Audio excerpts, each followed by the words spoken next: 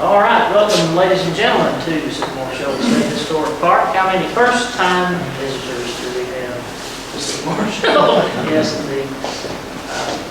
Very pleased to have my good friend Alexis DeKeyser here today. I want to talk about the organization of the British Army, the beginning of the Revolution here in the colonies. So, given this presentation several times. It's a very interesting presentation. So, Alexis, it is yours. Thank you for coming, sir. Folks, let me tell you, I'm not used to working on a microphone, so this might be a little weird. The first question I want to ask, who believes that the war started with Lexington and Concord? Mostly everybody in here is reenactors, so I guess they would guess. I think one of the biggest problems people face when they study the American Revolution, they believe that the war started there and the British didn't know it was coming. The British definitely knew it was coming. And Chad asked me to tie it in. So I want to tie it into two things. A, the British knew the war was coming, and also for local interest, I'm going to kind of tie it into the logistics of trying to get a British army over those mountains to here. And Chad and I were talking about it yesterday, and they would have had to have a train 10 miles long to do it. So anyway, some of the events that, oh, you can't hear me if I do that. Why don't you just sit down and go to the microphone? I know, I'm not a professional speaker. I said, I always try to set it as often as I can. Thank you. You're being very helpful. At the end of the French and Indian War, I think one of the things is the Americans finally understood they could stand up on their own. They fought with the British against the French. I think when you do go into war, you kind of have a certain expectation that, you know, the British are going to respect you a little bit more than they would. So the independence movement, to me, started, at least the seeds of it were laid during the French and Indian War. And I want to read you some of the things that happened before Lexington and Concord. In 1765, the Sons of Liberty are formed, and they adopt the Declarations of Rights and Grievances, which the king promptly did nothing with and ignored. 1766, the first Liberty Pole goes up in New York. Now, here's where it starts getting a little touchy. 1768, HMS Romney sails into Boston Harbor. Why they sail into Boston Harbor? Because the customs officials and the tax collectors couldn't get the money, so they sailed the ship in with his contingent of Marines and sailors to enforce the taxes. 1770, the Gold Hill incident, which was in New Hampshire, the Sons of Liberty and British troops fight for the first time, and several are wounded and one is killed. So this is before a lot of the other things happened. 1771, the Battle of Alamance, those of us in the Carolinas are familiar with that, and the Regulator movement. 1772, they had a, well named for New Hampshire, the Pine Tree Riots. I really couldn't find a whole lot on it, but I didn't have that much time to look it up. And then the Watauga Association was formed right here. 1773, Boston Tea Party. A lot of people look at the Boston Tea Party as kind of the first protest. I've already read you several other ones. 1774, this is going to be reminiscent of Lexington and Concord. They had a thing called the Powder Alarm Conspiracy in Cambridge, Massachusetts, where the British actually went and took a powder magazine that the local militia was controlling. They didn't want the local militia to have that powder. They figured, hey, no powder, they can't revolt against us, everything will be wonderful, it'll be good. Well, you know, we know how that worked out. 1774, also the First Continental Congress. You have the Suffolk Revolt in Massachusetts, and in Suffolk County, Massachusetts, and then you had the capture of Fort William and Mary, December 14th, 1774, at the harbor in Portsmouth, New Hampshire. That fort was guarding the entrance to the harbor, which is where the tax collector happens to be. I've actually been to the tax collector's house in Bermuda, so I know exactly how they were set up. The British had only left like 4 guys there to kind of take care of the fort and keep it up. The local militia said, yeah, no, you're not, so stay here, and kicked them out. So we had combat before Lexington and Concord. Yes, it was minor stuff, but it did happen. So, yeah, the British by this time were kind of getting a hint that something was wrong. 1775, of course, you have the Battle of Lexington and Concord, and the British had put troops there as 1774 to quell the rebellion. So the British knew it was coming. The problem the British had is they had troops in North America, in the 13 colonies. They had troops in Canada. They had troops in South America, Central America, the Caribbean. Until recently, I didn't know they actually had troops in South Africa. They actually sent some German troops to South Africa. So some poor guy from Hanover got shipped to, Snow Hanover, and he gets shipped to South Africa. I'm sure that was a pleasant experience. And they had their possessions in India. Well, India at that time also was parts of India were under control of the French, parts of India were under control of the Dutch, part of India was controlled of the Portuguese, all of whom wanted what the British had, and the British wanted what they had. The problem is you got 70 regiments. 70 regiments ruled this vast empire. The East India Company took care of part of India, not terribly well. The British always had to send them troops. So the British at the beginning of the war find themselves with 70 line infantry regiments plus the guards regiments, or part of the king's household. I'll get into that a little bit more. That gentleman right there is doing the 71st. The 71st Regiment in 1775 was an invalid regiment. These guys were literally stuck in a fort. Here's your shovel, go dig something. They were not fit for military duty. So that's what the British did with them, and all of a sudden, by the end of the war, I think they went up to 109 or 110 on the regiment, so they vastly expanded. Now, how did the chain of command of the British Army work? Well, pretty much like modern U.S. and British control of the military. The king is the titular head of the military. How much he really gets into it, depends on the king, depends on the period of time.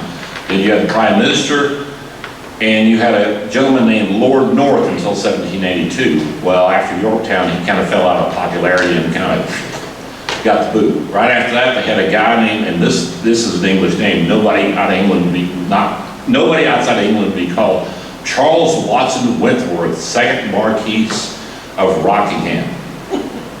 He was appointed prime minister and promptly died.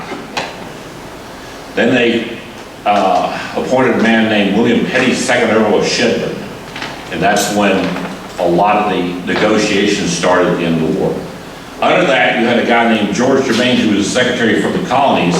But when you say that, you're not just covering North America, you're also covering the Caribbean, you're also covering the colonies in South America. So he had more than one thing to do.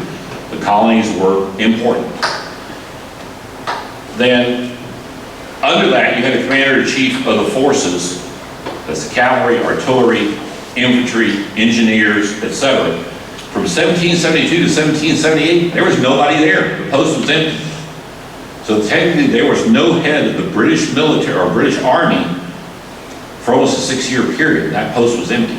1778, finally, Sir Geoffrey Amherst was appointed, and he tried to make some changes. But by that time of the war, anybody who's studied military history, making changes during a war is not a real easy thing to do, especially when you're 3 months away from being able to send messages and everything else to the troops. And in 1782, Amherst left, and a guy named Henry Seymour Conway took over. Now, in North America, the commander started with Gage from 63 to 75, and Gage was very familiar with the Americans. He actually liked the Americans for the most part from everything I've read. And he was the one who had to handle the early problems, like the powder, the powder magazine issue and Fort William and Mary. After that, Sir William Howe took over 1776, 1778. He resigned, and you had Sir Henry Clinton and Sir Guy Carleton. One of the things Henry Clinton, and one of the things I read from first person, Henry Clinton's biggest problem when he took over was money. The money was being siphoned. These officers were paid, the government was paying for officers to stay in these fancy houses. And he did a very early version of Doge and said, no, you're not, here's your tenant. So a bunch of the officers didn't want to be there. So they were wasting money. The Crown couldn't afford it. They were already broke from the French and Indian War. Now you're doing this.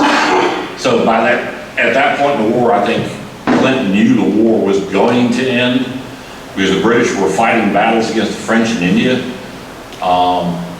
They had just finished the siege of Gibraltar. If anybody wants an interesting siege, read about the siege of Gibraltar. That thing lasted 4 years. Spanish and French troops trying to take Gibraltar for the British. The British had their basic contingent, the Royal Navy was there. And again, they took troops from Hanover and sent them to Gibraltar. Again, not exactly northern Germany. And they fought for 4 years. I mean, you could write a complete novel on it, the spies and the counter spies and everything else. The Spanish wanted Gibraltar back. Now, here's where it really gets interesting on how big the bloat the British Army in North America was. At the beginning of the war, right after the war started, after the battles around Boston and everything else, the British at any one time had 33 lieutenant and major generals in North America and 10 brigadier generals. Now, what these guys were in charge of, I found names, and they don't even, yeah, he was in North America, but they can't tell you what he was in charge of. He was in charge of something nobody knows. One of the problems the British faced early in the war, and that's why Gentleman Johnny Burgoyne ended here, is a lot of the senior officers by that time, majors and above, had fought with the Americans during the French and Indian War. They liked the Americans. They really didn't have anything, and a lot of them actually kind of understood what the Americans' complaint was, that you're taxing us, but won't give us any seats in Parliament. So a lot of their better officers just said, no, I'm not going. So they ended up getting somebody like Gentleman Johnny Burgoyne, who thought he knew what he was doing, but Saratoga proved him wrong. So, okay, that 103 regiments at the end of the war. Started out with 71 regiments of the regular army, plus the Guards regiments, plus the cavalry regiments. During the war, the British only had one cavalry regiment ever in North America at one time. It was the 16th and the 17th, but they rotated in and out. So, hold on here. It's hard to be getting old and having to read through glasses. For example, the 71st was an invalid regiment in 1774 and 1775, 1784. It was formed for the war in North America. As soon as the war ended, the regiment was disbanded. As soon as the French Revolution started, they started expanding again. So the British have the same problems we have in modern America and a lot of countries. You get peace, they shrink the military, and all of a sudden something starts and they gotta go. And it's just not that easy. Now, how did they raise the regiments? Well, the process for raising the regiments was basically the king and his cronies would pick you're a rich guy. You want to form a regiment? Oh, okay. Well, here's some money, go form a regiment. Any money you don't spend, guess what? You get to keep it. So the soldiers are not getting the best and brightest of equipment. They're getting whatever is the cheapest. The British are also in the middle of a transition from the long land pattern best to the short land pattern best. And I know reenactors know the difference. The 63rd Regiment of Foot at the end of the war was still carrying long land pattern vests because they had never switched over, because our original commanding general, a guy named Grant, was our original colonel. He never set foot in the garrison of the 63rd. And he resigned when he was appointed cartographer for Scotland for the Crown.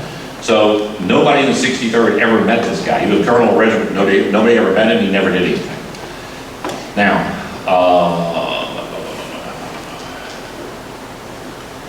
the last battle of the Revolution. Anybody want to tell me where the last battle of the Revolution was fought? Was it a sea battle? No, last battle. If it could be a sea battle, it could be a land battle. I thought it was off Cape Canaveral in Florida. Nope. Any other guesses? Ishpore, India. That was the last battle. The British wanted whole. British didn't leave India till what, 48, 49? India was very profitable for them. We were not. Yeah, they got a lot of their naval supplies. Almost all the timber for the British ships during the Revolution came from North America. A lot of it came from North Carolina. So yes, they got supplies of it, but they were not making money because they had to protect us from the Spanish, and at some point also protect us from the French, because we were squeezed in between. They had to send troops, that was money they had to spend, and then they colonials didn't want to pay their fair share of the taxes. We heard that before. Now, how were the regiments organized? Well, first you had the royal household regiments. You had 3 regiments of guard, the first, which later became the Grenadier Guard, the second were the Coldstream Guards, and the third the Scots Guard. The Irish Guards, Welsh Guards, and now the new one they formed in the last year, the London Guards, did not exist at the time. They were part of the royal household. Also part of the royal household were several cavalry regiments. Everybody hear me? Okay. Several cavalry regiments, the King's Own artillery regiment, and everything else. So they were technically part of the royal household that the king actually paid for. What the British did at that time, they formed brigade of guards and took companies out of each of these regiments and formed a brigade of guards and sent them to North America. So if you ever see a formation of brigade of guards and you have guys that are all red coats, blue facings, and the buttons are arranged different, the buttons are different, it's because they came from the 3 guards regiments and were pushed into one big regiment. The British also did that with the Grenadiers and the light companies of each regiment and formed Grenadier battalions and light battalions. The 63rd Light Company, the only engagement they were part of the 63rd was the Battle of Bunker Hill. They literally landed off their ships into the middle of the Battle of Bunker Hill and came up the backside. And after that, the Light Company, the Grenadier Company were pushed into the Grenadier and Light battalions, never to be seen by the 63rd again. So, foot regiments, there were 2 establishments. There was the Irish establishment and the English establishment. The English establishment was paid for by the people in the British Isles. In other words, Isle of Man, all the little Channel Islands, Scotland, Wales, and Britain itself. The Irish establishment, 63rd was on the Irish establishment, sent to Ireland. The people in Ireland had to pay for it. In 1782, they formed an American establishment. British Legion, the other unit we do, went from being the British Legion to the 4th American Regiment. There were 4 regiments that were actually formed as part of the American establishment. And it was all the bigger provincial regiments. You can come on in, we're nice. So that's basically, they basically taxed the locals in Ireland to protect them and make sure they didn't revolt against the crown. They were there to guard from the Irish starting another kerfuffle, and they had to pay for the privilege. Now, I think everybody in here who's a great actor is going to know the way seniority worked. The 1st regiment is the most senior regiment. The 71st would have been the least senior regiment. And I don't want to think of an officer in the 103rd. He's so far down the line, it's not even funny. Also, a lot of the regiments have titles like anytime you see royal, that's a regiment that's been given that title by the king, and they would have blue facings. And that actually in 1801 caused a major problem with the Marines because they became the Royal Marines. They changed the blue facings of the Marines griped so much they changed them back to white facings. They liked their white faces. They were the only regiment to have a royal title and not wear blue facings. And then you had regiments with titles like Kings and Queens. We originally, 63rd was actually 2nd Battalion, 8th, the King's Regiment. For a battalion organization of 10 companies, you had a Grenadier Company and a Light Company. The Light Companies actually came into existence as a result of the French and Indian War.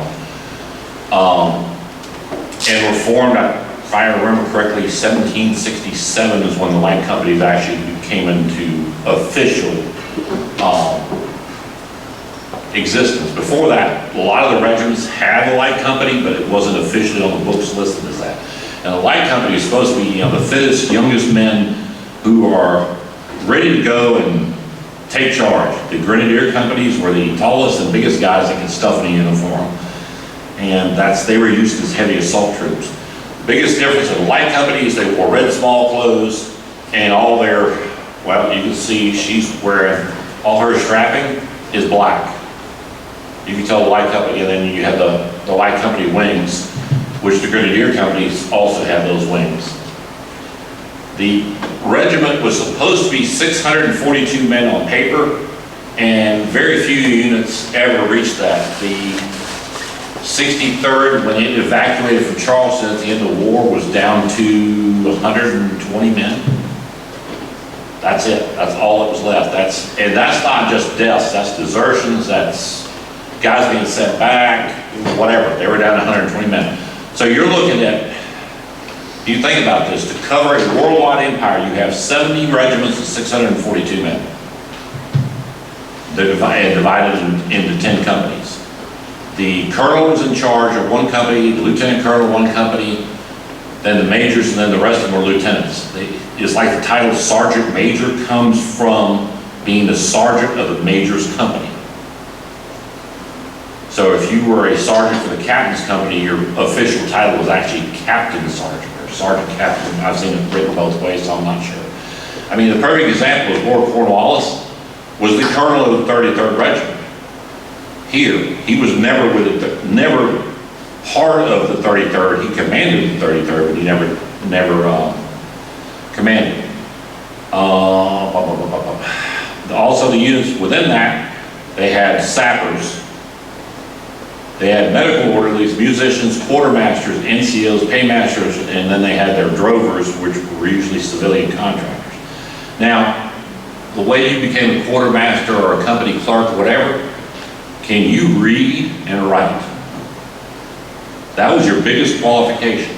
There was a saying in England, I'd rather my daughter marry a chimney sweep than a soldier. The soldiers were literally the bottom of the barrel. They were the guys that nobody wanted. The regiments recruited, literally they had recruiting parties. It was usually a sergeant, a couple of musicians, and they would go into these towns and try to recruit. If they couldn't get any recruit, it was not unknown for them to bonk somebody on top of the head and drag them to the regimental garrison. Or, you know, the story, and I don't know if this is ever actually done, the story of them actually putting a shilling in the bottom of a glass, and you drink it, you touch the shilling, you're in the British Army. Most of the officers bought their commissions, and I'll get into the rates of what they paid for these commissions, and I try to convert them to modern day money, which is kind of hard to do. And one of the things they did, they bought their commissions into the guards. The guards and the cavalry regiments was where the rich people wanted to go to. Was, you know, if you're in a cavalry regiment, you're special. You have horses, you know, you have nicer clothes, and your dining hall is much nicer, etc. If you bought a commission in a infantry regiment, probably meant your parents weren't that rich. They might be, you know, might own an import company or something like that, but they were not nobles. If you want to get promoted, you had to buy the next rank up. One of the things, and there's actually an example right post-revolution, the 1st Regiment got sent to the Caribbean. They were there 2 years. By the end of the 2 years, they did not have a single officer left alive. Not functional, alive. They took one of their junior sergeants, who was the only one apparently that was immune to all the tropical diseases, and made him a captain. He served and actually got promoted to major later on. And at the end of that, he sold his commission and was able to retire on the cost of his commission. I mean, for a sergeant, you know, I saw the numbers of what he sold for. He was able to buy a house, a little farm, and settle in England and have a nice life the rest of his life. So these commissions were very, very, very valuable.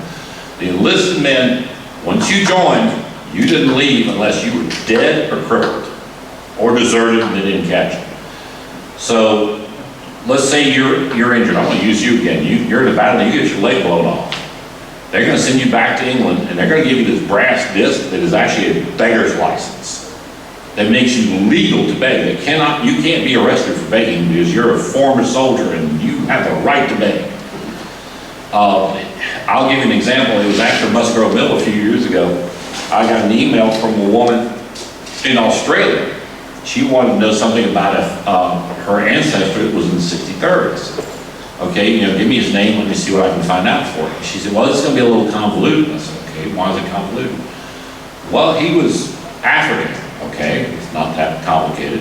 Apparently somewhere in one of the northern colonies, this guy joined the 63rd. He was not made a musician, he was not made a drover, he was not made a musician. They put him in the line, as an African, and he fought the rest of the war with 63rd. Well, 63rd evacuates out of Charleston, he's going back to England, he's probably thinking, great, I'm going to be back in England, I got a little money in my pocket, I can buy a little farm or something, I'm going to be good. The moment he steps off the ship, he gets arrested. They put him on a ship bound for Australia. And that family still lives in Australia from that one soldier from the 63rd. But there are very few records of it. I mean, she knew that basic information, but their museum unfortunately took a hit during World War II, and there's not a whole lot left.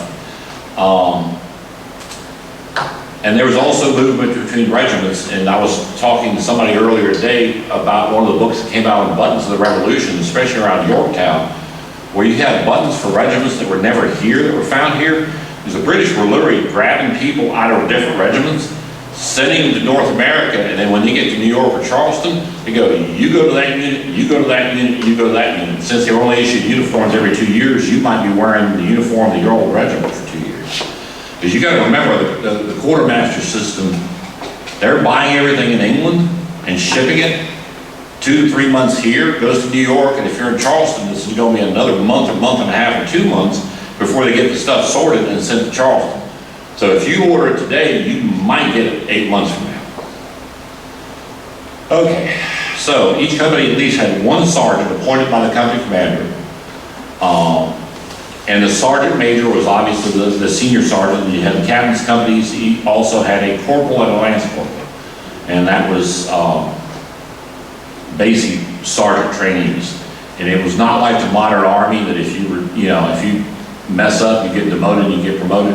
If you messed up, you got, the rank didn't belong to you, the rank belonged to the company commander. So if a different company commander comes in and he doesn't like you as a sergeant, he can go, okay, you're the sergeant now. And there's nothing you can do about it. The sergeants wore a red sash with a stripe running down the middle, and if you look at the stripe, it's always a facing color. So a sergeant for the 63rd would have a green stripe, 71st would have a white stripe down. Now the sergeants for a regiment like the 33rd, it has red facings with a white sash with a red stripe. Just red on red, it looked like an officer. Sergeants also had better quality uniforms. They had uniforms, basically the quality of the officers, because there's a big argument, and it's been going on for years, and I know you probably heard it, you've been around it, on what the proper red for the British uniforms are, and I think part of the confusion comes into the British officers had better quality coats, so their color was a little different.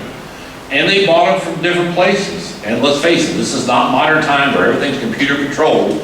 Is some guy said, well, I saw it 3 months ago and so-and-so, and I think this is the proper red. I mean, as late as World War I, some of the German units actually ended up wearing sea green uniforms because the people who contracted to make the uniforms didn't know how to mix the black correctly. Instead of gray uniforms, it came out with sea green uniforms. So you can imagine back then it was even worse. Okay. Light companies had red waistcoats, black leather, and instead of a drummer, they had a guy carrying a big brass horn. He'd sling it over his shoulder, and that's the way they gave their signals.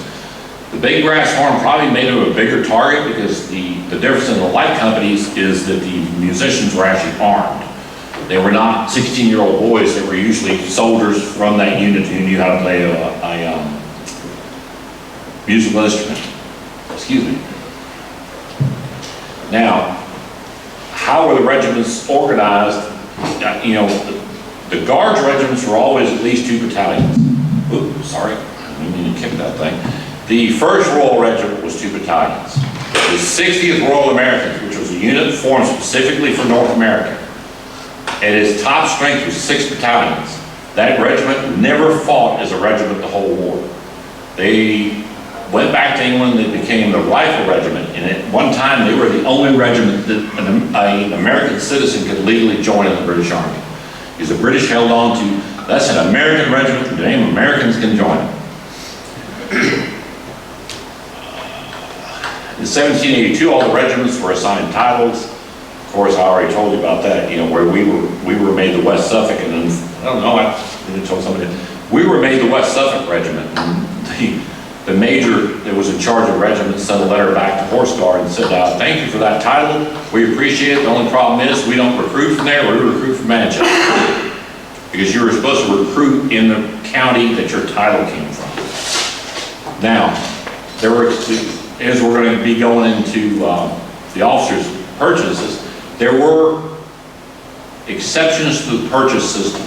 Artillery officers were actually trained. They did not buy the commissions. They actually had to go to an official training. Artillery wore blue coats, red faces. I think every artillery unit of every nation at that time wore blue coats with red faces. The Spanish wore them, the French wore them, the Prussians wore them, everybody did. There were also, in North America, one of the things that's very little known, the commander of the British forces at Lexington and Concord was not in the Army. He was a Marine, a guy named Major Pitcairn. So the British also sent 2 battalions of Marines over here, and they mostly guarded harbor facilities and that type of thing. They really didn't do a whole lot of fighting.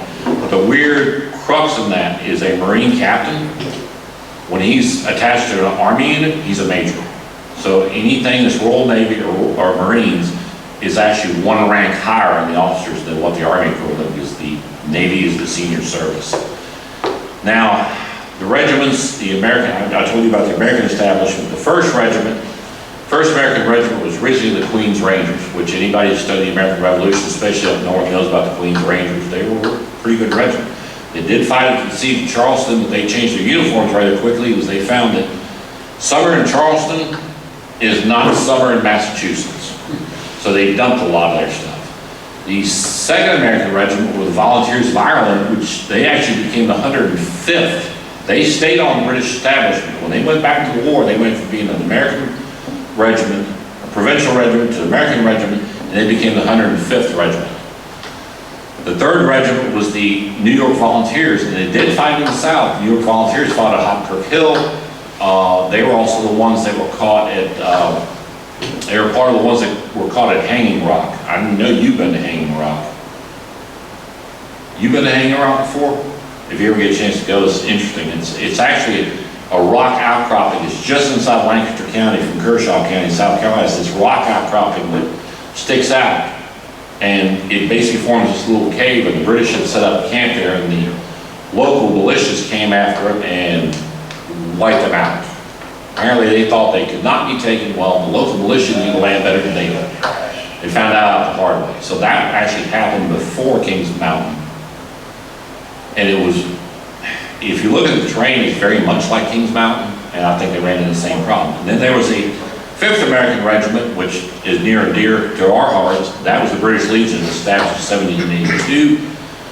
And one of the things, for those who've been in the military and know what the term combined arms, I know you do. Anybody else been in the military and understand combined arms? You know, today you have infantry, armor, artillery, aircraft, naval power if you're close enough. The British actually started these legions where you had a regiment. The British Legion is a perfect example where you had infantry, cavalry, and you attached artillery to it. So if they had to go take a town, they didn't have to go, okay, we'll give you some cavalry. The unit was already set up that way. So the British were learning through the whole thing, and they learned a lot of this from the French and Indian War. Because, you know, the French and Indian War, I think it was the 80th, was formed as a light infantry regiment, and they actually wore brown coats to mesh better into the background. So people who think that the British fought in lines and were very inflexible are very wrong. The British did learn their lesson. Now the other part of the British commitment to North America were German troops. And I'll go into a little bit how that whole thing happened. It's a funny story.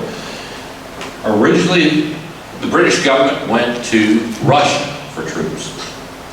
And the Russians, always wanting money, said, sure, we'll give you troops. And then a guy named Frederick of Prussia said, no, you won't. If you do, I'll declare war on you. Because he was mad at the British because they quit paying subsidies to keep up his army after the French and Indian War, or the 7 Years' War in Europe. So the Russians were out. Well, the next place they tried was North Africa. You know, the Barbary pirates and all those people? Yeah, they got troops. Well, that apparently hit England, and the British people said, you're not going to send Muslim troops to fight good Christians. And that got thrown out the door. So King George III, being one of the electors of Hanover, started going to the different German principalities and, trying to get contract. Hesse-Kassel was easy, Hesse-Nassau was easy, Braunschweig was easy. They had troops, the Hessians, and if I went to the Hessian presentation, in a century they provided the British over 140,000 troops for various wars. There were actually 6,000 Hessians that landed in Scotland the day of the battle, the last battle of the Jacobite Rebellion. So the British had actually hired Hessians to help fight the Scots. Of course, they were never needed. The Germans actually ended up losing 1,200 killed, roughly. The numbers are, anybody who's done any research knows the numbers, depending on your source, vary. Out of that, 4,972 settled in North America because the American government, or the Continental Congress, decided, a lot of these guys are skilled workers and they know how to fight. We can put them on the frontier. We'll just give them land and don't tell them the people on the land don't want them there. So the Germans went, okay, I'll go to the mountains of Virginia. It'll be great. Well, they didn't know that the natives weren't going to be real happy about the whole idea, but they did. Their Germans actually took more casualties from non-battle. They lost over 6,300 men to illness. And part of that, one of the garrisons that was sent, they were sent to Pensacola. Now, anybody who's been to Florida in the summer today is hot and uncomfortable. Can you imagine what it was like in 1780 with no air conditioning, no bug spray, no nothing? They lost a lot of people. They had 17,000 troops return. The vast majority of the troops were from Hesse-Kassel. And then you had a small contingent, this is one of the funnier ones, you had a small contingent from Waldeck and Ansbach-Bayreuth that were sent.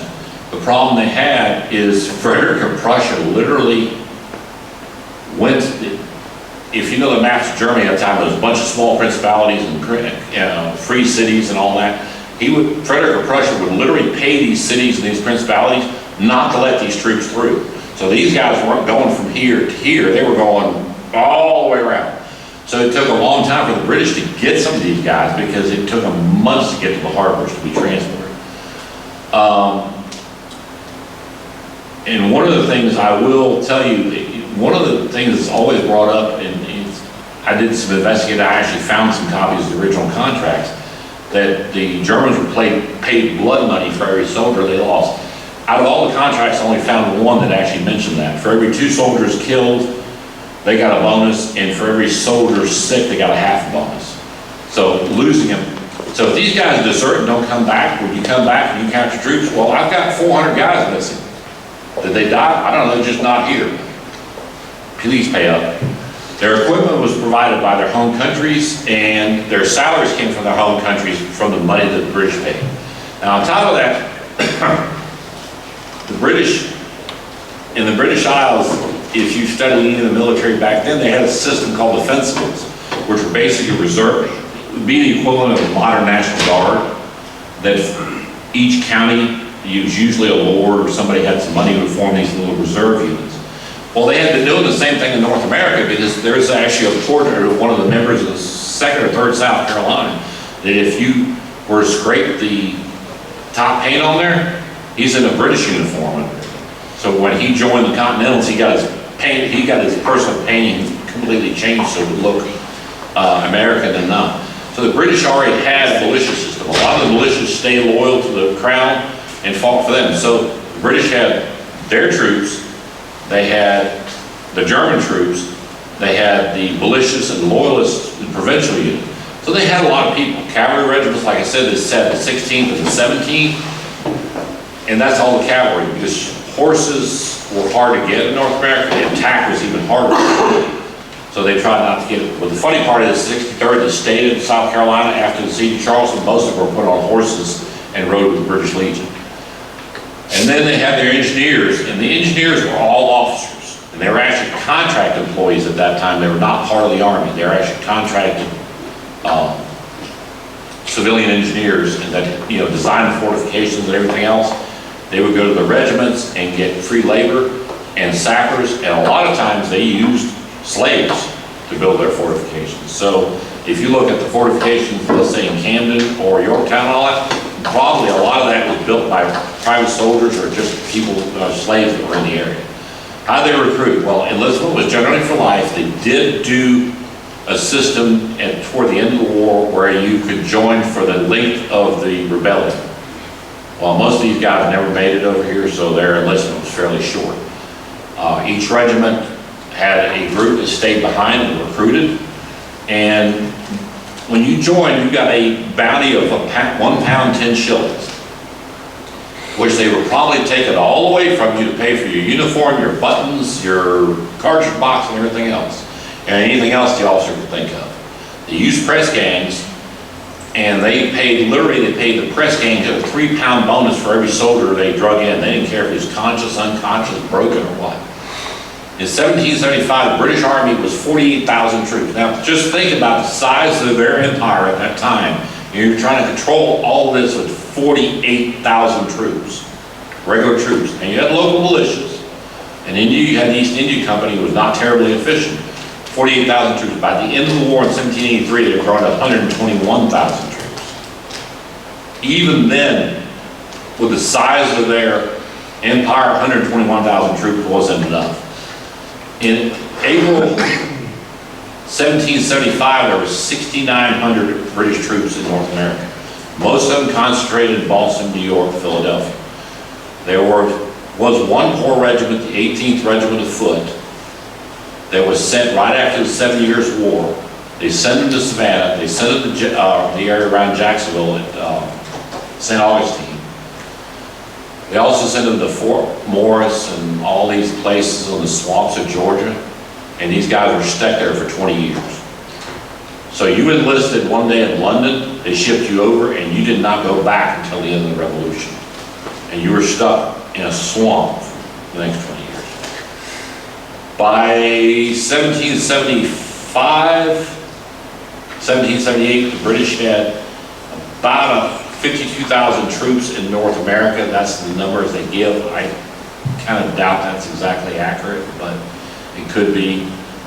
New York, at the end of the war, had 17,452 British troops, not counting the German troops. In the West Indies, and if you ever look at a map of the British possessions of West Indies, it's a series of small islands all over the place. They had 5,100 soldiers to control the West Indies. The West Indies was the sugar trade, the rum trade, whatever else they grew. I think they grew tobacco down there too. And the French won it, and the Dutch won it, and the Portuguese won it. And the Spanish got in the war, and the Spanish definitely wanted the Caribbean. So the British were trying to protect the whole Caribbean with 5,100 troops. That is not a lot of guys per island. East Florida, which Florida at that time was the British possession, East Florida, they had 3,657 troops. On any given day, I doubt that half of these guys were actually affected. Most of them probably had malaria or whatever the local disease is, because it is not the Florida we know today.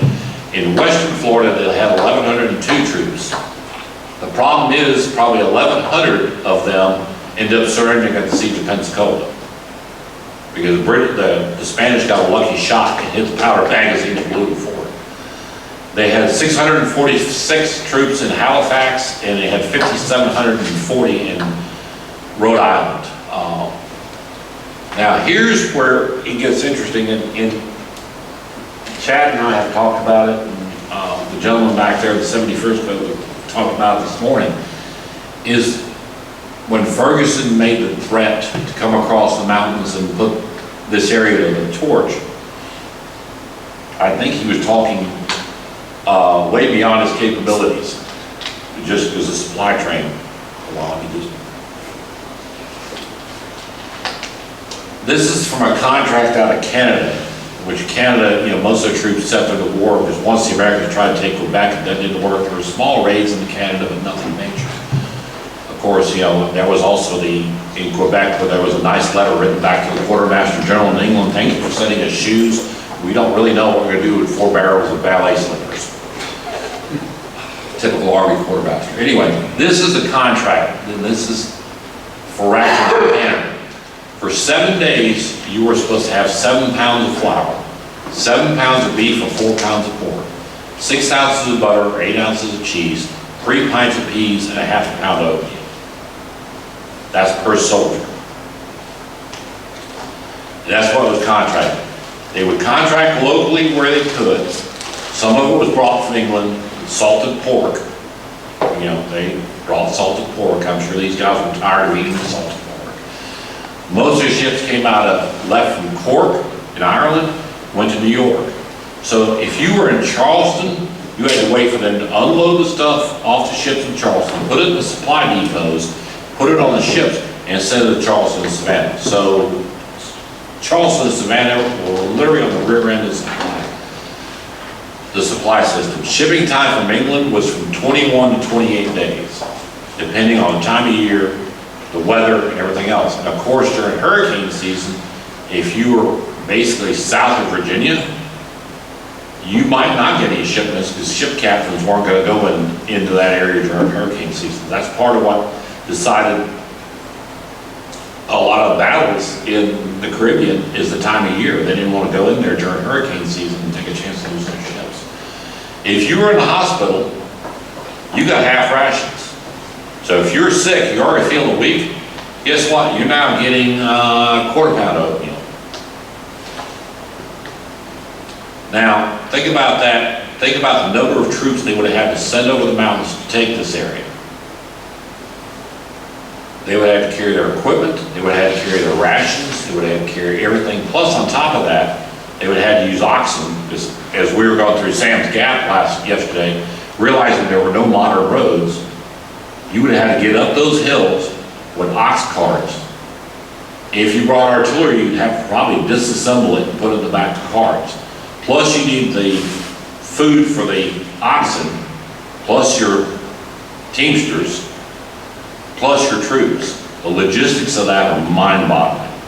I don't know what an oxen eats on a daily basis, but I'm sure it's a healthy amount of food. Anybody know anything about livestock more than I do? Because I'm not an expert on livestock. Women and children also got half rations. One of the biggest things we tell people at reenactments when they see the men cooking, and there are women in camp, and the British did have women with them. Why aren't the women cooking? Are you going to trust somebody you're only giving half rations to cook? Yeah, no. Now, each one of the tents were supposed to hold 7 soldiers. That doesn't mean 7 soldiers sleeping in there. It was 7 soldiers, 1 on guard duty, probably 1 on kitchen duty, and the rest of the 5 had to cram themselves in there, and the sergeant or the corporal would be the one on the back.